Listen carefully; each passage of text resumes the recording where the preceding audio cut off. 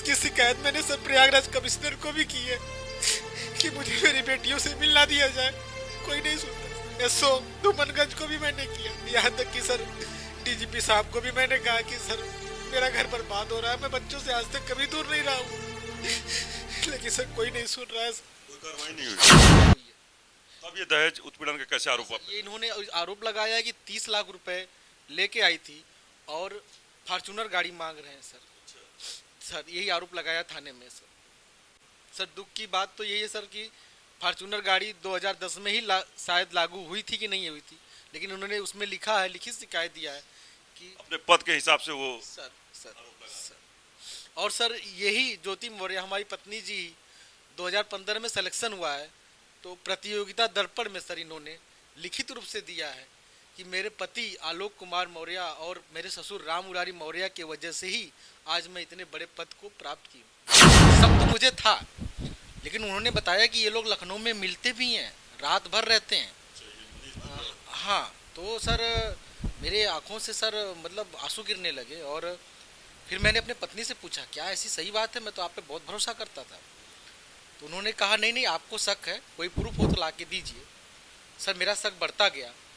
ये 21 दिसंबर को घर से निकली लखनऊ के लिए कि मीटिंग है, फिर भी सर मैं भी इनको बिना बताए इनके पीछे पीछे लखनऊ आया और मैंने सर अपने आंखों से देखा ये लोग विभूति खंड स्थित मैरियाड होटल में रात भर रुकते हैं और जिसकी बुकिंग मनीष करता है। किसके आईडी से बुकिंग था? ये सर बुकिंग मनीष के आईडी से, और लोग रहते हैं वहाँ रात भर, सुबह निकलते हैं, 5,000 का बिल जमा करते हैं। सुबह मैंने वहाँ सामने खड़ा हो गया मैं ज्योति के, हमने कहा आप ये क्या कर रही हैं, ये आदमी, मैं अनजान बोला कि ये कौन है, तो उन्होंने कहा ये मनीष है जिससे मैं बहुत प्यार करती हूँ। आपकी पत्नी ने बोला? सर बोला। और सर उसी दिन से मेरा विवाद, शक जो है सच्चाई में बदला, विवाद बढ़ता गया, फिर विवाद आज यहाँ तक पहुँच गया है कि मेरी पत्नी ये बार बार मुझे कहती हैं कि मुझे स्वेच्छा से तलाक दे दो, वरना मैं कोर्ट जाऊंगी, कोर्ट से तलाक लूंगी, उसमें भी नहीं दोगे तो मैं तुम्हारे ऊपर 376 अन्य गंभीर धाराएं लगा कर तुम्हारे पूरे परिवार को बर्बाद कर दूंगी, जेल भेज दूंगी, तलाक तुमसे लेके रहूंगी। आपकी पत्नी का दिया? मनीष ने भी धमकी आपको दी कभी? सर मुझे एक बार हम लोग पारिवारिक ऐसे मनीष को लेके झगड़े हो रहे थे, तो प्रायः जब भी झगड़े पारिवारिक पति पत्नी में होते थे जी तुरंत मनीष को कॉल लगा देती थी। तो एक बार मैंने देखा उनकी कॉल चल रही थी, तो हमने कहा किसकिन पे लिखा था मनीष दुबे, तो मैंने कहा मनीष को आप कॉल क्यों लगाई हैं, ये अच्छी बात नहीं है, पति पत्नी की बातें हैं, सुलझा लिया जाएगा, परिवार को बुलाया जाए। मैंने कहा अपने मम्मी पापा को बुलाइए, मेरे मम्मी पापा आ जाएं, सब लोग बैठ के बातें कर लें, जो गलतफहमियाँ दूर कर लिया जाए। तो इन्होंने कहा नहीं मनीष मेरा सब कुछ है, मैं उसको सुनाऊंगी और आपको जो करना हो वो कर लीजिए। उसी समय मनीष दुबे ने मुझे फ़ोन पे कहा कि ज्योति को तलाक दे दो, क्योंकि मैंने ज्योति की वजह से ही अपने पत्नी को भी तलाक दे रहा हूँ। ज्योति जी तुरंत मनीष को कॉल लगा देती थी।